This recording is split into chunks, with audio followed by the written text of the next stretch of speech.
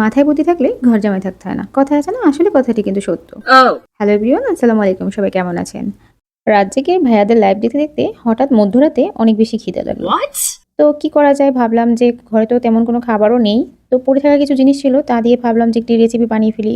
অল্প পরিমাণ আটা ছিল, আটা নিয়ে নিলাম, সাথে নিয়ে নিলাম দুধ, চিনি আর একটি ডিম ছিল, ডিমটিও নিয়ে নিলাম। সাথে হচ্ছে কাঁচামরিচ দিলাম যে একটু ঝাল হবে, একটু মিষ্টি হবে, এটা খেতে বেশ ভালো লাগবে। খিদেটা এত বেশি লেগেছে, এখন ভালো লাগা খারাপ লাগা দেখার সময় নেই, তো ভাবলাম যে চাপটির মতো করে সুন্দর করে ভেজে নিই। কেমন হবে সেটা বড় কথা নয়, বড় কথা হচ্ছে আমার খিদে লেগেছে। যেহেতু রাত জাগি, রাত জাগলে হচ্ছে প্রচণ্ড খিদা লাগে, তখন কিছু না কিছু থাকে। আজকে কিছুই ছিল না, তাই তো এই পড়ে থাকা জিনিসগুলো দিয়ে সুন্দর করে একটি চাপটি বানিয়ে নিলাম। বন্ধুরা, আপনারা দেখতে পাচ্ছেন আমার চাপটিটা কিন্তু হয়ে গেছে। এখন হচ্ছে একটু চা বানিয়ে নিব। আহা!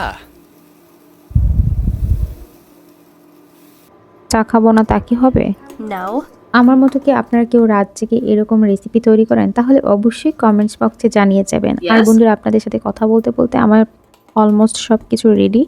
এখন হচ্ছে বিদায় নিব আজকের মতো। নেক্সট দেখা হবে অন্য কোনো ভিডিওতে। সেই পর্যন্ত আপনারা সবাই অনেক বেশি ভালো থাকেন,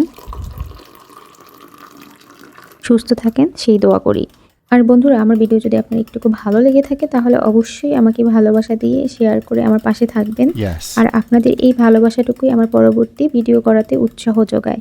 ইনশাআল্লাহ দেখা হবে পরবর্তী কোনো ভিডিওতে। সেই পর্যন্ত আল্লাহ হাফিজ, আসসালামু আলাইকুম।